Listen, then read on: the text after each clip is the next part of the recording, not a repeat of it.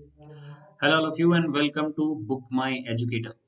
आज एसएससी ने जैसे आपसे प्रॉमिस किया था, एसएससी ने अपना नोटिफिकेशन रिलीज कर दिया है एसएससी सीजीएल 2020 के लिए। अच्छा हुआ सीजीएल 2020 खत्म होने से पहले ही 2020 का नोटिफिकेशन आ गया, क्योंकि आप लोगों को पता है एसएससी बहुत लेट चल रहा है अपने एग्जाम में। हम लोग आज पूरा जो आपका नोटिफिकेशन आया है उसके बारे में सब चीजें देखेंगे क्या क्या चेंजेस हैं, कितनी वैकेंसीज हैं। जैसे कि आपको दिख रहा होगा, वैकेंसीज में इस बार कम देखने को मिल रही हैं। इतनी कम वैकेंसीज शायद ही सीजीएल में कभी रही होगी। पहले जो अलग-अलग डिपार्टमेंट्स थे, अपने अलग-अलग रिक्वायरमेंट के हिसाब से एग्ज़ाम्स कंडक्ट कराते थे। बट फिर कंबाइंड करके कंबाइंड ग्रेजुएट लेवल का एग्ज़ाम कराया गया। इसमें ग्रेजुएट लेवल की सारी पोस्ट को एक रूफ के अंडर लाया गया था। और तब से ऐसा नहीं हुआ है कि इतनी कम वैकेंसीज़ देखने को मिली, जितनी इस बार देखने को मिल रही है। इसके अलावा एक दिक्कत तो आपकी वैकेंसीज़ हुई, बहुत ज़्यादा कम वैकेंसीज़ जो इस बार देखने को मिल रही है। ये वैकेंसीज़ वैसे फाइनल नहीं है, अभी एसएससी और ज़्यादा वैकेंसीज़ इकट्ठी करी जाएँगी अलग-अलग डिपार्टमेंट से। जब तक कि आपका एग्ज़ाम होगा तब तक थोड़ी और वैकेंसीज़ बढ़ेंगी, पर इससे ज़्यादा शायद अगर ये 8000 भी पहुँच जाती हैं तो भी बहुत बड़ी बात है। तो कुल मिला के वैकेंसीज़ का ट्रेंड अगर आप देखोगे, वैकेंसीज़ कम होती जा रही हैं पिछले 10 साल से। अगर हम लोग ट्रेंड देखें वैकेंसीज़ का, बहुत कम हो गई हैं पिछले 10 साल से। दूसरा जो इशू आ रहा है वो है एज रेकनिंग इशू। जैसे कि मैंने आपको बताया कि एसएससी अपने एग्जाम्स में लेट चल रहा है। ये जो नोटिफिकेशन है ये इन the starting of the year आना था, 2020 के स्टार्टिंग में आना था, लेकिन आ रहा है बिल्कुल एंड में, जब तक 2020 खत्म हो रहा है। तो एसएससी अपने एग्जाम्स में बहुत ज़्यादा लेट चल रहा है। लेकिन बच्चों की जो ग्रेजुएशन है वो तो उसी टाइम पे हो रही होगी। फिर भी एसएससी को अपने नोटिफिकेशन में उस चीज़ को रिगार्ड करते हुए कि एसएससी लेट चल रहा है, उन्होंने 1 साल का नुकसान किया है बच्चों को। मे बी वो अगस्त रख सकते थे एज ऑफ रेकनिंग, पर ऐसा नहीं किया गया है। एज ऑफ रेकनिंग क्या है मैं आपको आगे बताऊंगा, और कैसे नुकसान हो रहा है बहुत सारे बच्चों को। ठीक है। सो देखते हैं नोटिफिकेशन में और क्या क्या चीजें आई हैं। सबसे पहले तो डेट्स के बारे में देख लेते हैं। जो आपका ऑनलाइन फॉर्म है वो आज से ही शुरू हो जाएगा, 29 से, और 31 जनवरी तक रहेगा। ठीक है। इससे बीच में आप लोग फॉर्म भर सकते हो। मैं आपको सजेस्ट करूंगा ना तो आप बिल्कुल शुरू में फॉर्म भरिए। ठीक है। जैसे ही आज ही फॉर्म आया है तो कुछ बच्चे आज ही भरने बैठ जाते हैं। होता क्या है कि ट्रैफिक जो है वो बहुत ज़्यादा रहता है। ट्रैफिक इन द सेंस कितने स्टूडेंट्स उसे एक साथ फॉर्म भर रहे हैं, वो बहुत ज़्यादा रहता है शुरू में जब फॉर्म निकलता है। और जब लास्ट में कुछ दिन बचते हैं, 2-4 दिन, तो जो बच्चे भूले भटके होते हैं, बहुत सारे बच्चे होते हैं जो फॉर्म भरने के लिए रश करते हैं। इस वजह से फिर से जो साइट है वो हैंग चल रही होती है, आपको फॉर्म भरने में आपको दिक्कत नहीं होती। आप 4-5 दिन बच जाइए, या फिर in the starting of first week या सेकंड वीक ऑफ जनवरी भी ठीक रहेगा फॉर्म भरने के लिए। ठीक है। उससे पहले आप नोटिफिकेशन को अच्छे से पढ़ लीजिए, अच्छे चीज़ों को समझ लीजिए। आप अपनी जो डॉक्यूमेंट्स हैं उन्हें प्रिपेयर करके बैठ जाइए, क्या क्या डॉक्यूमेंट्स हैं, क्या क्या नहीं है, और क्या क्या चीज़ें हैं जो आपको पता होनी चाहिए। ठीक है। और डेट्स के बारे में मैं और भी इंपॉर्टेंट चीज़ बताऊंगा, अगर आप किसी रिजर्व कैटेगरी में लाई करते हैं उसके लिए भी क्या क्या इंपॉर्टेंट चीज़ें हैं।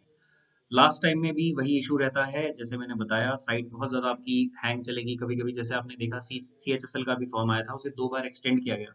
2 बार एक्सटेंड करने के बाद भी बहुत सारे स्टूडेंट्स हैं जिन्हें मैं जानता हूँ जो फॉर्म भरना चाहते थे वो नहीं भर पाए, क्योंकि साइट जो है वो नहीं चल रही थी। एक्चुअली एसएससी की वेबसाइट ही नहीं खुल रही थी, तो फॉर्म भरना तो बिल्कुल ही नामुमकिन हो गया था। सीएचएसएल का जब वो अप्लाई पे क्लिक करते थे, वहाँ पे आगे साइट हैंग चलती थी या फिर सर्वर नॉट अवेलेबल बताता था। ठीक है। तो जैसे मैंने बताया, 31 जनवरी लास्ट डेट है, और फिर रात के 12 बजे तक आप मान के चलिए कि ऑनलाइन पोर्टल है, फॉर्म भरने के लिए ये खुला रहेगा। ठीक है। ऑनलाइन पेमेंट आप 2 दिन बाद तक कर सकते हैं, क्योंकि ऑनलाइन पेमेंट को प्रोसेस होने में थोड़ा सा टाइम लगता है, तो इसलिए 2 दिन और एक्स्ट्रा दिए हुए हैं।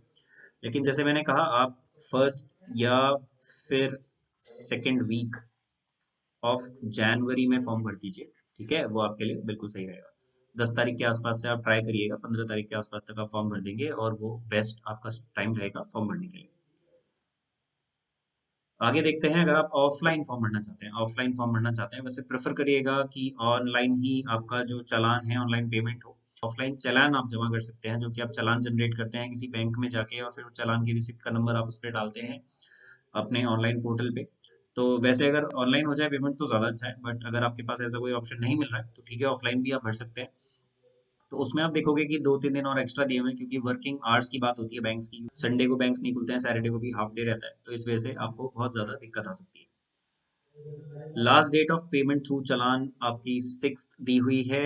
अब उसके बाद जैसे एसएससी ने कैलेंडर दिया था, तो हमें लग रहा था कि शायद कुछ और चीज़ें चेंज हो सकती हैं, क्योंकि एसएससी का नोटिफिकेशन भी जो स्केड्यूल था वो पहले था, उसके कुछ दिन बाद आया है, 1 हफ्ते बाद। तो हमें लग रहा था कि शायद कैलेंडर भी चेंज करेंगे, लेकिन ऐसा कुछ नहीं हुआ है। एसएससी अपने टाइमली एग्जाम्स कंडक्ट कराना चाहती है बिल्कुल। तो मई के लास्ट से आपका एग्जाम शुरू हो जाएगा और जून तक 7 तक आपका एग्जाम चलेगा। टीयर 2 का अभी कोई डेट नहीं आया है, लेकिन आप मान के चलिए 2 से 3 महीने आपको मैक्सिमम मिलेंगे, क्योंकि सीईटी आ रहा है और सीईटी के चलते एग्जाम जो है उन्हें सीईटी का टीयर 1 जो कि 2021 के लिए होगा, एसएससी सीजीएल 2021 से सीईटी लागू हो जाएगा और उसकी वजह से उन्हें सितंबर में उन्हें सीईटी कराना ही है। तो अगर सितंबर में सीईटी कराना है तो इस वजह से वो लोग क्या करेंगे कि वो लोग कोशिश करेंगे कि आप मान के चलिए अगस्त तक आपका टीयर 2 और टीयर 3 दोनों हो जाए, ठीक है।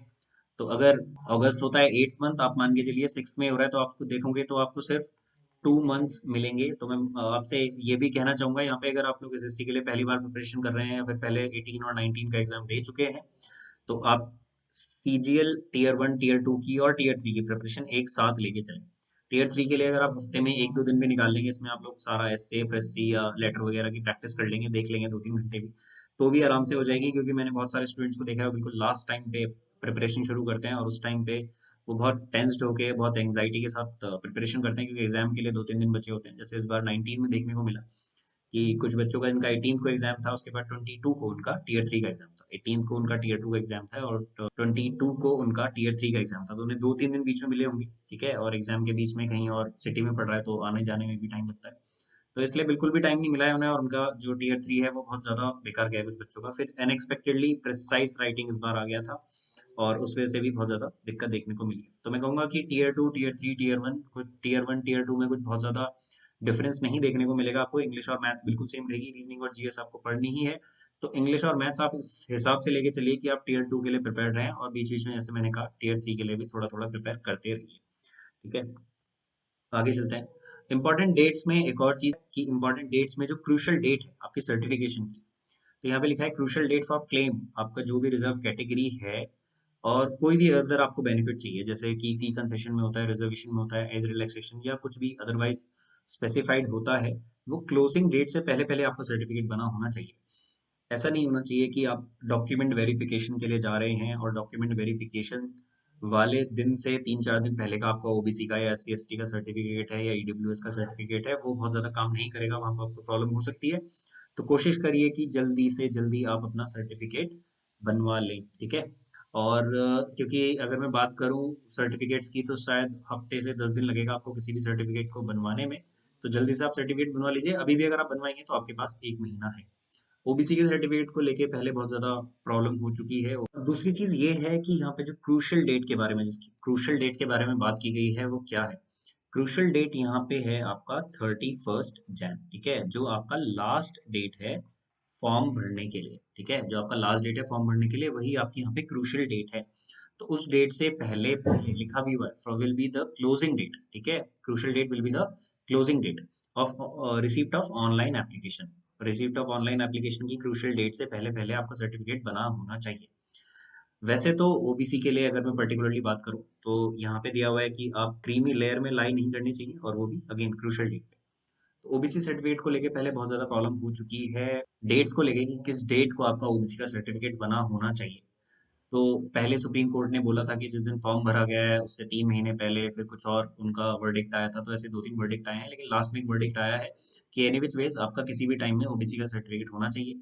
लेकिन जैसे आप डॉक्यूमेंट वेरिफिकेशन के लिए जाओगे, जैसे मैं बहुत बार डॉक्यूमेंट वेरिफिकेशन के लिए गया हूँ, ठीक है, तो दिल्ली जोन में गया हूँ मैं, दिल्ली में जो एसएससी का ऑफिस है, तो वहाँ पे वो लोग ज्यादा ही, जैसे पुराना किसी का सर्टिफिकेट बना होता है, किसी का 5 साल पहले 6-7 साल पहले, वो बोलते हैं कि यार प्लीज अपना सर्टिफिकेट तो कम से कम अपडेट करा सकते हैं आप लोग। होता क्या है कि पर्टिकुलरली ओबीसी की बात नहीं करूंगा मैं, आप एससी एसटी या फिर किसी और की भी अगर आप बात करो, तो कुछ कास्ट जो हैं वो ओबीसी या एससी एसटी की लिस्ट में आती रहती हैं, और कभी कभी कुछ कास्ट बाहर भी कर दी जाती है, तो कुछ इंक्लूड भी होती हैं, कुछ एक्सक्लूड भी होते हैं। तो अच्छा रहेगा कि आप अपना ओबीसी का या कोई और एससी एसटी का सर्टिफिकेट आप अपडेट करा लें। लेकिन अगर आपका लेटेस्ट में ही बना हुआ है, साल भर से भी कम पुराना है या साल भर का भी पुराना है, that will also be fine, वो भी काम करेगा। सो एक ब्रीफ इंट्रोडक्शन मेरे बारे में, मेरा नाम है मोहित सिंह और I am bachelors in mathematics, और मास्टर्स की है मैंने हिस्ट्री में। कुछ एग्जाम्स जो मैंने क्लियर किए हैं वो इंक्लूड करते हैं सीडीएस और एसएससी का सीपीओ और सीजीएल। सीएचएसएल एग्जाम मैंने नहीं दिया है, इस बार से मैं देना शुरू करूंगा सीएचएसएल एग्जाम, क्योंकि I am also teaching quantitative aptitude या मैथमेटिक्स जैसे आप लोग बोलते हैं। ये एक ब्रीफ इंट्रोडक्शन था मेरे बारे में, आगे चलते हैं वापस अपने नोटिफिकेशन की तरफ। अब यहाँ पे आपके पास डिटेल आ जाती हैं पोस्ट्स की। पोस्ट कौन कौन सी हैं जो कि आपकी सीजीएल में होती हैं। तो जो पोस्ट हैं वो पहले तो आपका ग्रेड पे के हिसाब से डिवाइडेड होती थी, ग्रेड पे जैसे हम लोग जानते थे। लेकिन जब से 7th पे कमीशन आया है, पे लेवल के हिसाब से आप लोगों को पोस्ट का पता चलेगा कि किस पोस्ट की क्या रैंकिंग है या फिर क्या सैलरी रहेगी। अगर मैं बात करूं पे लेवल 8 के बारे में, तो पे लेवल 8 एक गजेटेड पोस्ट मानी जाती है, एक गजेटेड पोस्ट होती है, but B grade gazetted post, ठीक है। जो आपकी ये वाली पोस्ट है, ये एक्चुअली में जो आपकी सीएजी या फिर सीजीडीए या फिर सीडीए और भी बहुत सारे डिपार्टमेंट्स लाई करते हैं इसके अंडर में, उसमें ऑडिटर से आपका सिलेक्शन होता है। ऑडिटर के बाद जो आपका प्रमोशन होता है सीनियर ऑडिटर, उसके बाद एसएएस का एक एग्जाम होता है।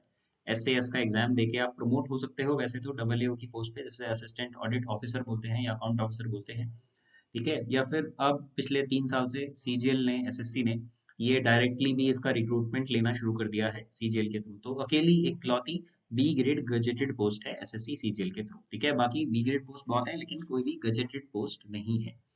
इसमें जो आपकी सैलरी है वो आप मान के चलिए 63 से 70,000 के आसपास बन जाती है, जो कि पे लेवल 8 हम लोग जिसे बोलते हैं। पे लेवल 7 जो आपका है, उसमें सेक्शन ऑफिसर आप एक्चुअली में बनते हो, असिस्टेंट सेक्शन ऑफिसर, फिर सेक्शन ऑफिसर, और इन सब चीज़ों की पोस्ट डिटेल के बारे में मैं एक और अलग से वीडियो बनाऊंगा।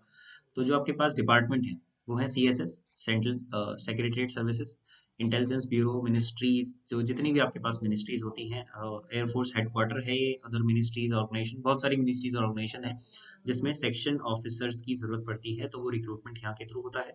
इसमें जो आपकी सैलरी है वो आप मान के चलिए 58 से 65,000 के आसपास तक आपकी सैलरी बनती है। अच्छा, आप सोचोगे कि ये इतनी वेरिएबल क्यों है, यहाँ पे 7,000 का फर्क आ रहा है, कहीं पे किसी को 63 भी मिल रही है, किसी को 70 भी मिल रही है।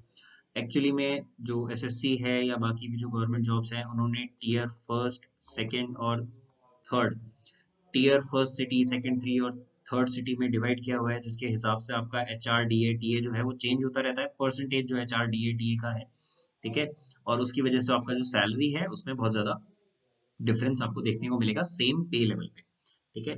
फिर आपकी इंस्पेक्टर की पोस्ट आती है, अगेन ये भी पे लेवल 7 पे है, और एक अलग से पोस्ट है जो कि इन्फोर्समेंट ऑफिसर है, और वो है डायरेक्टरेट ऑफ एनफोर्समेंट या डिपार्टमेंट ऑफ रेवेन्यू। ये भी पे लेवल 7 की पोस्ट है। आगे चलते हैं, हम लोग देखेंगे यहाँ पे सब इंस्पेक्टर एक और है सीबीआई के अंदर, तो जिसे थोड़ा फील्ड जॉब का क्रेज है। इसमें एसएससी में सारी ही आपको सीजीएल में पोस्ट देखने को मिलेंगी। अगर आपको फील्ड जॉब चाहिए, डेस्क जॉब चाहिए, जैसी भी आपको जॉब चाहिए, हर तरीके की जॉब्स इसमें अवेलेबल है। पे लेवल 7 के मैंने आपको सैलरी के बारे में बता दिया है। 6 की अगर मैं बात करूं, पे लेवल 6 पे आप 46 से लेके 53,000 के आसपास तक सैलरी बनती है। ये मैं आपको सिर्फ इन हैंड सैलरीज बता रहा हूँ, ठीक है। तो जितनी भी ये पे लेवल 6 की पोस्ट है, इसमें आपकी इतनी सैलरी बनेगी। 4200 ग्रेड पे हम लोग ऐसे ऐसे बोलते थे, 4200 ग्रेड पे इसमें divisional accountant, sub inspector, national investigation agency, again जो एक फील्ड जॉब है, जूनियर स्टैटिकल ऑफिसर और स्टैटिकल इन्वेस्टिगेटर ग्रेड सेकंड। इनके लिए आपको कुछ, एक के लिए अलग एग्जाम देना पड़ता है, एक के लिए अलग जो आपकी एजुकेशन क्वालिफिकेशन है वो अलग होनी चाहिए। तो इन दोनों के लिए भी हम लोग अभी डिस्कस करेंगे। अभी इसकी जो एज एलिजिबिलिटी है वो डिफरेंट है बाकी सभी जो आपकी पोस्ट होती है, तो इन दोनों के बारे में हम लोग अभी डिटेल में डिस्कस करेंगे आगे चल के, जब हम लोग इनकी एज एलिजिबिलिटी के बारे में देखेंगे। आगे आते हैं हम लोग, जैसे मैंने बताया सीएजी में जो डबल एओ की पोस्ट है वो यहीं से प्रमोट होके आप लोग पहले सीनियर ऑडिटर बनते हो, उसके बाद वहां से डबल एओ एसएएस का एग्जाम देने के बाद, ठीक है। एसएएस का एग्जाम देने के बाद आप लोग इस पोस्ट पे आते हो, और ग्रेड लेवल, अगर मैं पे लेवल 5 की बात करूँ, तो 39,000 से लेके 45,000 के आसपास तक की आपकी सैलरी यहाँ पे बनती है। तो यहाँ पे जो पे लेवल 5 है वो देखोगे, ये ऑडिटर या अकाउंटेंट की आपकी पोस्ट होती है दोनों, ठीक है। प्रमोशन थोड़ा स्लो है इसमें, उतना फास्ट प्रमोशन नहीं है। ऑडिटर से डिपेंड करता है, अगर आप एसएएस का एग्जाम जो कि 2 साल में आप एलिजिबल हो जाओगे, उसे आप कितने दिनों में पास कर सकते हो उसके बाद, ठीक है, कितने टाइम में आप लोग, कौन से टाइम में आप लोग उसे पास कर पाते हो।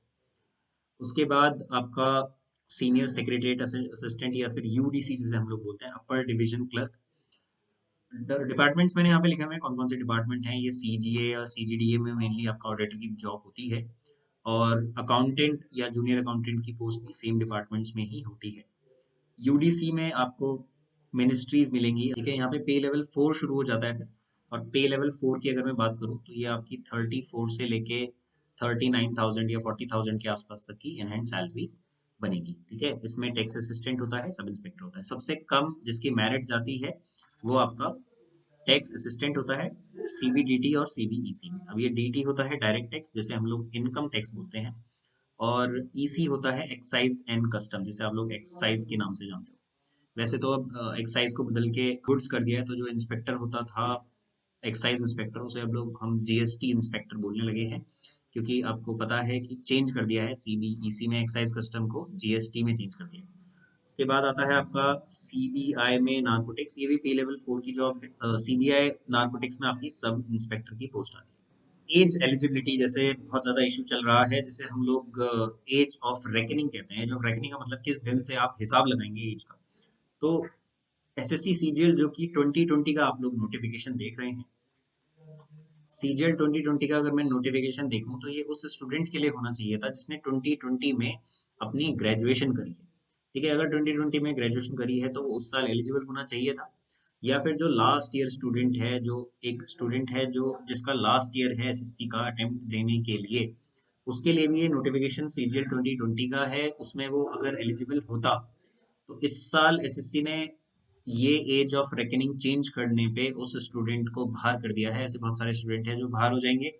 कंपटीशन आप ये मत सोचिएगा कि उससे कम हो जाएगा कंपटीशन, क्योंकि कंपटीशन बहुत ज्यादा बढ़ जाएगा because of the lack of vacancies.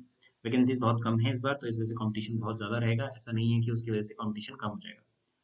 तो जो 18 से 27 साल की एज एलिजिबिलिटी थी, उसमें अब 2 जनवरी 94 से पहले उसका बर्थ नहीं हुआ हो, और उसके बाद उसका बर्थ नहीं हुआ हो। क्या 1 जनवरी 2003 के बाद उसका बर्थ नहीं हुआ। एक्चुअली में जो डिमांड चल रही है बहुत सारे कैंडिडेट्स की, बहुत सारे एजुकेटर्स की, वो है कि इसे 2 जनवरी 93 रखना चाहिए था, जो आपका ये 94 रखा गया है, जो कि एज ऑफ रेकनिंग का इशू चल रहा है। अब देखते हैं कि कितना ट्विटर कैंपेन चलता है, कितने सक्सेसफुल होते हैं एजुकेटर्स, हमारे जैसे एजुकेटर्स, या फिर जो कैंडिडेट्स हैं जिसके लिए हम लोग लड़ रहे हैं। तो जो पोस्ट है वो डिपेंड करती हैं अलग अलग पोस्ट की, अलग अलग आपकी एज एलिजिबिलिटी है। कुछ पोस्ट है उसकी 18 से 27 है, इसमें ऑडिटर वगैरह आपकी आ जाती हैं। और पे लेवल में बात करूंगा 5 और 4 आ जाती है। मेनली जो आपकी 32 है वो स्टैटिकल इन्वेस्टिगेटर के लिए है सिर्फ, और स्टैटिस्टिक्स वाली जो पोस्ट है उसके लिए सिर्फ आपकी 32 है। इसमें इकलौती एक ही पोस्ट है। 30 जो है वो आपकी पे लेवल 8, 7, 6, उसमें सारी पोस्ट हैं। कुछ अप टू 30 है और कुछ 20 से 30 की है। तो हर एक के लिए अलग अलग आपकी एज एलिजिबिलिटी। आगे चलते हैं, एज रिलैक्सेशन। अगर आप इसमें लाई नहीं कर पा रहे हैं, आपका ये टेन्योर दिया हुआ है, इसमें अगर आप लाई नहीं कर पा रहे हैं और आप किसी रिजर्व कैटेगरी को बिलोंग करते हैं, तो आपको इतना इतना ईयर्स का एज रिलैक्सेशन मिलेगा। पर्टिकुलरली एससी एसटी को 5 साल का, ओबीसी 3, पीडब्ल्यूडी को आपका 10 ईयर्स का मिलेगा, और पीडब्ल्यूडी और ओबीसी में दोनों में है तो 13 ईयर्स का, और पीडब्ल्यूडी एससी एसटी है तो 15 ईयर्स का। एक्स सर्विस मैन को भी यहाँ पे मिलेगा। एक्स सर्विस मैन के लिए बहुत अलग से उन्होंने सब डेफिनेशन दी है एक्स सर्विस मैन की। एक्स सर्विस मैन के लिए डॉक्यूमेंट्स को इकट्ठा करना, अपने आप को एक्स सर्विस मैन प्रूव करना, काफी एक रेड टेपिज्म चाहिए होता है। उसमें बहुत सारे डॉक्यूमेंट्स और बहुत सारी चीजें चाहिए होती हैं। उसके लिए आप अलग से अपना पूरा नोटिफिकेशन में डिटेल पढ़ लीजिएगा। अगर मैं बताऊंगा यहाँ पे तो बहुत बड़ी वीडियो हो जाएगी। एसेंशियल क्वालिफिकेशन जो है वो मेनली हर एक पोस्ट के लिए तो ग्रेजुएट है। ठीक है, बैचलर्स डिग्री चाहिए। पर पर्टिकुलरली जो आपका डबल एओ और एएओ की पोस्ट है, ये जो ऑडिट ऑफिसर और अकाउंट ऑफिसर है, इनके लिए एक डिजायरेबल क्वालिफिकेशन दी है। अब कुछ स्टूडेंट सोचते हैं कि डिजायरेबल क्वालिफिकेशन का मतलब ये है कि ये डिजायर्ड, ये आपकी एसेंशियली होनी चाहिए क्वालिफिकेशन, बट ऐसा नहीं है। एसेंशियली आपको सिर्फ बैचलर्स डिग्री ही चाहिए। लेकिन अगर आपकी डिजायरेबल क्वालिफिकेशन है तो आपका किसी मार्क्स अगर क्लैश करते हैं किसी कैंडिडेट के साथ, तो आपको प्रेफरेंस दी जाएगी। ठीक है, क्योंकि आपकी जो डिजायरेबल क्वालिफिकेशन है वो मीट कर रही है। तो इसमें बहुत सारी चीजें दी हुई हैं, जैसे सीए अगर आप हो, ठीक है, या फिर मैनेजमेंट अकाउंटेंट, कंपनी सेक्रेटरीट जो होता है, सीए सीएस जैसे होता है। ठीक है, एमबीए आपने किया हो फाइनेंस में, इकोनॉमिक्स में, किसी में, तो आपको प्रेफरेंस दी जाती है। क्योंकि ये जो पोस्ट है, ये एक्चुअली में आप इस पोस्ट में बहुत ज्यादा आपको टूर करना पड़ेगा, अलग अलग जगह जाके आपको वहाँ पे ऑडिट करना पड़ेगा, और आपके साथ आपके सपोर्ट में 3-4 ऑडिटर भी रहते हैं जो कि आपके साथ काम करते हैं। जूनियर स्टैटिकल ऑफिसर, जैसे मैंने आपको पहले बताया था, जूनियर स्टैटिकल ऑफिसर के लिए एक अलग से एजुकेशन क्वालिफिकेशन चाहिए। ये एसेंशियल एजुकेशन क्वालिफिकेशन है, इसे मैं बोलूंगा ये एसेंशियल है। ठीक है, ये डिजायरेबल नहीं है। ग्रेजुएट तो आप होने ही चाहिए हर एक पोस्ट के लिए, बैचलर्स डिग्री होनी चाहिए जैसे लिखा है। और इंस्टीट्यूट में जब आपने 12th की हो तो आपके मैथमेटिक्स में 12th लेवल पे मैथमेटिक्स में 60% होने चाहिए, या फिर अगर आपने ग्रेजुएशन की है तो ग्रेजुएशन में statistics you should have as one of your subject. आपके पास क्या होना चाहिए? सिंपल स्टैट्स होना चाहिए आपकी ग्रेजुएशन में। ठीक है, तो आप एलिजिबल होंगे इस चीज के लिए। उसके बाद आगे देखने को मिलेगा आपको एसेंशियल एजुकेशन, जो क्वालिफिकेशन है स्टैटिकल इन्वेस्टिगेटर के लिए, इसमें भी आपको बैचलर्स डिग्री चाहिए, और one of the subject statistics होना चाहिए। अगेन स्टैटिस्टिक्स यहाँ पे इंपॉर्टेंट हो जाता है। ठीक है, और आपके तीनों साल में ऐसा होना चाहिए। ऐसा नहीं है कि आपने फर्स्ट ईयर में किया फिर छोड़ दिया स्टैटिस्टिक्स, ऐसे भी होता है, कुछ बच्चे चेंज कर लेते हैं स्टैट से किसी और में, मैथमेटिक्स में ट्रांसफर कर लेते हैं, बट आपके तीनों साल में स्टैट्स होना चाहिए। बाकी जैसे मैंने आपको बताया कि कंबाइंड ग्रेजुएट लेवल का एग्जाम है, तो जो मेनली सारी पोस्ट है, मेनली 30 के आसपास पोस्ट है, उसमें आप लोग एलिजिबल रहोगे अगर आप एक सिंपल ग्रेजुएट हो तो। अब अप्लाई कैसे किया जाए, एप्लीकेशन फी क्या है, मोड ऑफ पेमेंट क्या है? सो एप्लीकेशन फ़ी आपकी सिर्फ 100 रुपीज़ है, जो कि बहुत ज़्यादा नहीं है, और SC ST और वुमेन कैंडिडेट्स के लिए तो वो भी एग्जेम्प्ट है, तो उसमें आपको कुछ प्रॉब्लम नहीं होनी चाहिए। बेस्ट रहेगा जैसे मैंने कहा ऑफलाइन ना करके अगर आप ऑनलाइन करते हैं, अगर आप नहीं चला पा रहे हैं भीम यूपीआई नेट बैंकिंग या कुछ, तो आप किसी फ्रेंड को 100 रुपीज़ दे के आराम से अपना पेमेंट करा सकते हैं। ठीक है, जैसे यहाँ पे लिखा है women candidate and candidate belonging to SC ST, person with disability, ex serviceman जो है वो सब एग्जेम्प्टेड हैं पेमेंट ऑफ फीस से। ऑनलाइन पेमेंट की यहाँ पे डेट दी हुई है, 27 से शुरू हो जाएगा। However candidate wish to make payment through challan SBI में make the payment on designated branch. तो जो SBI से करना चाहते हैं उनकी ब्रांचेस पे जाके ऑफलाइन आपको वहां से चालान जनरेट करना पड़ेगा, और फिर उस चालान को आपको ऑनलाइन फिल करना पड़ेगा, तो आपका जो है पेमेंट हो जाएगा। But my suggestion would be आप ऑनलाइन पेमेंट के थ्रू जाइए, दैट इज मोर फीसिबल, क्योंकि कभी कभी ऑनलाइन ऑफलाइन पेमेंट में प्रॉब्लम हो जाती है। जैसे पहले हम लोग NDA वगैरह का फॉर्म भरते थे, तब हम लोग ऑफलाइन पेमेंट में जाते थे, तब फॉर्म भी ऑफलाइन होता था। जब हमने 12th क्लास की थी तो उस टाइम पे प्रॉब्लम होती थी, अब तो सभी फॉर्म्स ऑनलाइन है and that is a better mode. Centres of exam, वैसे तो आप लोगों को पता है बहुत सारे सेंटर्स हैं, मेजरली सारी सिटीज कवर करी हैं, लेकिन मैं आपको ये बता क्यों रहा हूँ सेंटर ऑफ एग्जाम, ये इसलिए है कि आपको लग रहा है सपोज आप कोई कैंडिडेट हैं जो मेरठ में है, और आप ये मेरठ सेंटर देख के आप लोग क्या करते हो, फॉर्म भर देते हो, तो आपका टीयर फर्स्ट जो है, टीयर फर्स्ट वो मोस्ट प्रोबेबली हो सकता है मेरठ में ही हो, लेकिन फिर आपका जो टीयर 2 है, टीयर 3 है, टीयर 4 है, और डॉक्यूमेंट वेरिफिकेशन है, ठीक है, वो फिर आपका मेनली कहाँ पे होगा? वो फिर आपका होगा लखनऊ में। ठीक है, वो फिर आपका सब लखनऊ में होगा, तो आपको यहाँ से यहाँ हमेशा ट्रेवल करना पड़ेगा। रादर देन अगर मैं कोई कैंडिडेट हूँ सपोज कीजिए मेरिट में, तो मेरे लिए दिल्ली ज्यादा सही रहेगा, दिल्ली ज्यादा पास रहेगा, क्योंकि मेरे सारे एग्जाम्स फिर दिल्ली में ही होंगे, इंक्लूडिंग टीयर 1 ऑल्सो।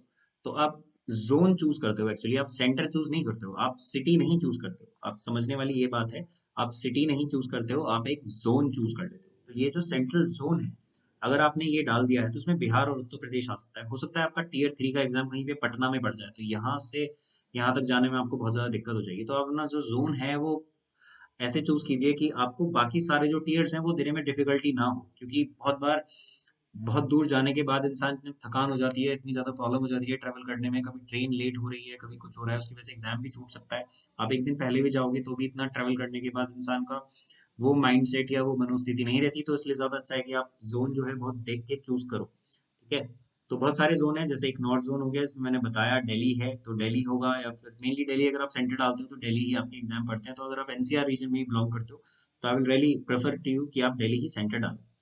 उसके बाद चंडीगढ़, हरियाणा, हिमाचल प्रदेश, जम्मू के सभी ये आपको दिए हुए हैं। और जैसे मैं दिल्ली एग्जाम देने जाता हूँ तो मैंने देखा है बहुत सारा हरियाणा का कैंडिडेट जो है, और ये चंडीगढ़ के भी कैंडिडेट जो हैं वो दिल्ली ही आते हैं, वो भी वही प्रेफर करते हैं, क्योंकि एग्जाम सेंटर्स भी काफ़ी अच्छे मिलेंगे वहाँ पे आपको, और इंफ्रास्ट्रक्चर काफ़ी अच्छा देखने को मिलता है। सो मध्य प्रदेश, छत्तीसगढ़ का एक अलग है, लेकिन हाँ अगर आप दूर ही बिलोंग करते हैं तो दिल्ली आने का भी कुछ फायदा नहीं है, फिर आप अपने जोन में ही रहिए। लेकिन जोन में आप देख लीजिए कौन कौन से मेजर सिटीज हैं जहाँ पे आपके बाकी के टीयर्स जो हैं।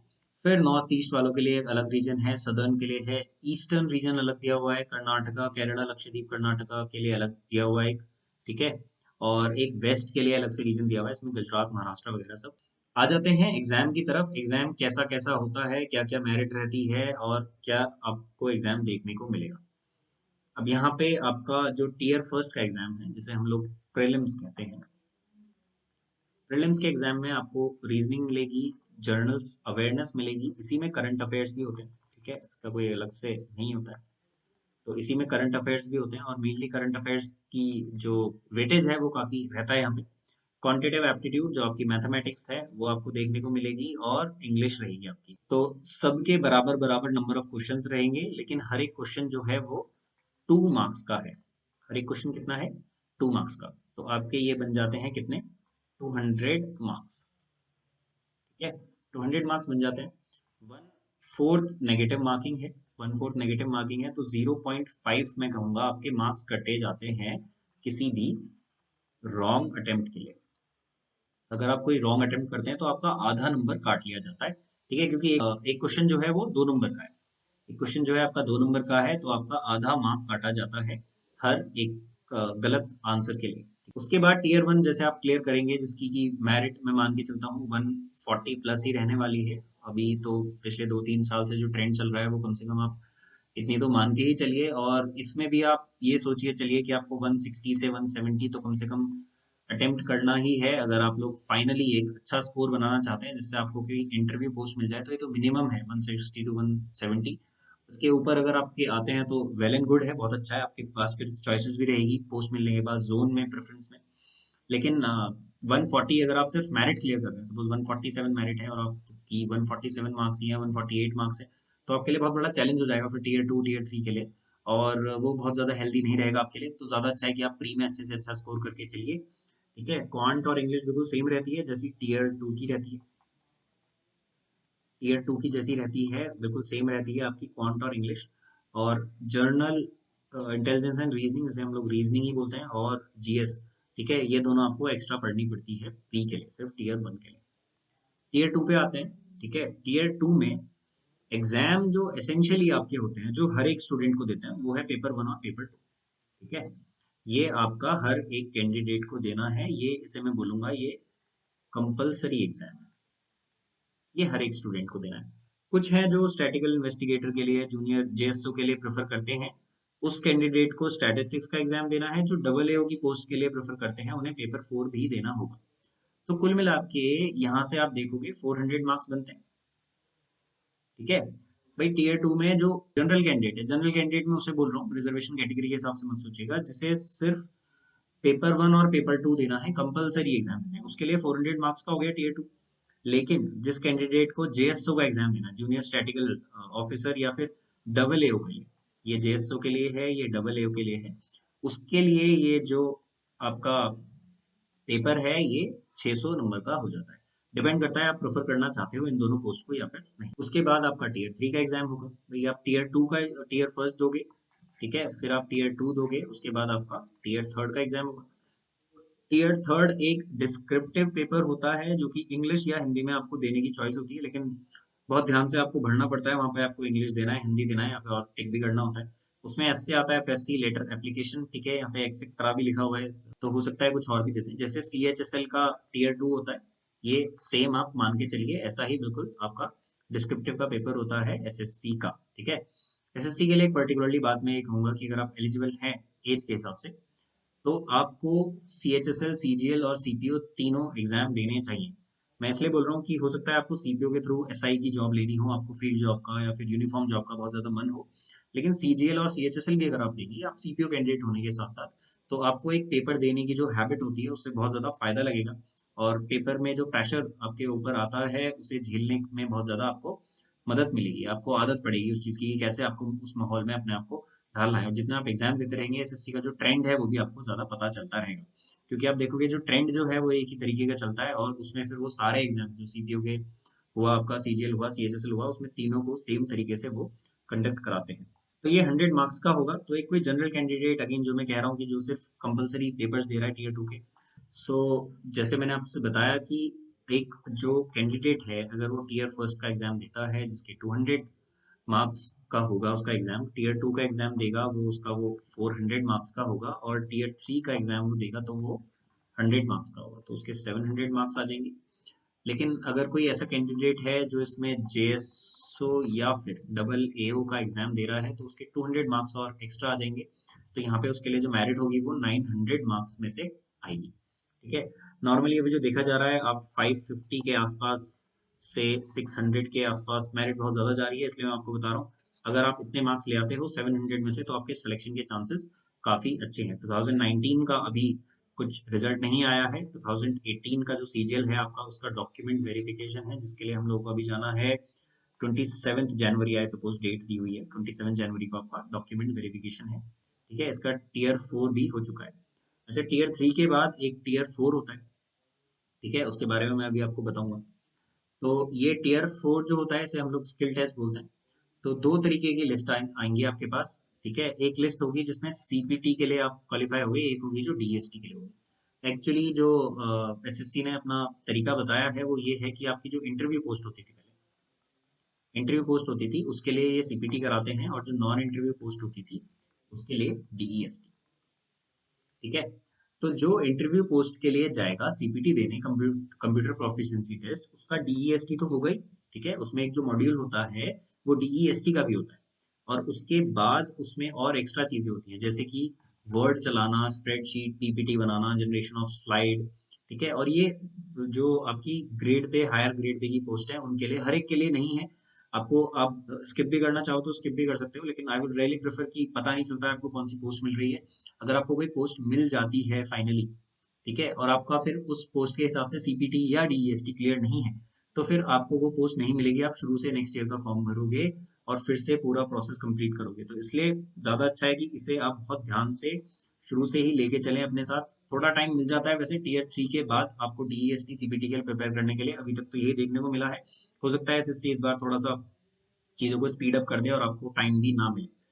तो जो डीएसटी की पोस्ट है मेनली टैक्स असिस्टेंट और ऑडिटर के लिए होती है। ठीक है, टैक्स असिस्टेंट और ऑडिटर के लिए पोस्ट के लिए होती है वो। और यहाँ पे आपको 8000 की डिप्रेशन करना होता है पर हार के हिसाब से कंप्यूटर में। पर 1 घंटे का पेपर नहीं होता, 15 मिनट्स की आपकी टाइपिंग का आपको टाइम मिलता है, और वो आसानी से अगर आपकी थोड़ी बहुत प्रैक्टिस से हो जाएगा। इसमें भी कुछ बहुत ज्यादा प्रॉब्लम नहीं आएगी आपको स्प्रेडशीट जनरेशन ऑफ स्लाइड में। या आपका इस लेवल पे आप टीयर 4 पे आओगे तो हम लोग इसे डिस्कस कर सकते हैं। अगर आपकी मेरिट आ जाती है, टीयर 1 के बाद एक मेरिट आएगी, फिर टीयर 2 के बाद एक मेरिट आएगी, टीयर 3 इस बार टीयर 2 के साथ ही करा दिया गया है, इनकी इस बार कंबाइंड मेरिट आएगी टीयर 4 के लिए जैसे आई है इस बार। उसके बाद आप डॉक्यूमेंट वेरिफिकेशन के लिए आओगे। इसकी टीयर 4 होने के बाद आपकी कोई ऐसी मेरिट नहीं आती। डॉक्यूमेंट वेरिफिकेशन के बाद सब लोगों के लिए जो भी आपको पोस्ट मिल रही होगी, सीधा आपको पोस्ट मिल जाती है। ठीक है, तो एक टीयर 1 के बाद मेरिट देखने को मिलती है, एक टीयर 2 टीयर 3 को आप कंबाइंडली कर दीजिए इस बार, इसके बाद मेरिट। और उसके बाद एक फिर डॉक्यूमेंट वेरिफिकेशन के बाद आपकी मेरिट आती है। ठीक है, डॉक्यूमेंट में आप लोगों को क्या लेके जाना होता है, अपने सारे डॉक्यूमेंट सबमिट करने होते हैं, और वहां पे आपको पोस्ट प्रेफरेंस देनी होती है। तो एक पोस्ट प्रेफरेंस के हिसाब से कि आपकी पहली प्रेफरेंस क्या है, दूसरी, तीसरी, ऐसे आपको जितनी भी करीब 30 के करीब पोस्ट है। तो यहाँ पे आप लोग लेके जाते हो अपने 10th 12th की मार्कशीट, और अपनी ग्रेजुएशन की मार्कशीट, अपने कास्ट सर्टिफिकेट, और आपका एक आईडी कार्ड भी होता है। ठीक है, तो सबकी बहुत सारी जो आपकी कॉपीज होती हैं, फोटो कॉपीज, वो सारी लगती हैं।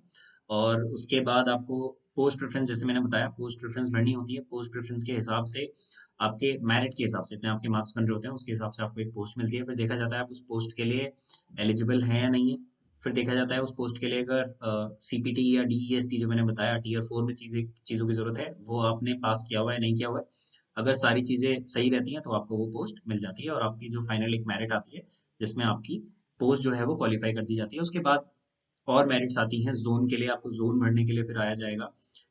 जोन भरने के लिए फिर आपके पास एक मेल आता है कि आपको जोन भरना होता है इसमें, कि आप कौन से जोन को प्रेफर करते हो उस पोस्ट के लिए। ठीक है, वो आगे की चीजें हैं। जब तक आप लोग अभी प्रिपरेशन में रहिए, अभी आप लोग अपना रिटर्न पे पूरा फोकस कीजिए। अभी कुछ एक नई पोस्ट पिछली 2 बार से देखने को मिली है। ठीक है, जो कि बॉर्डर रोड्स के लिए है।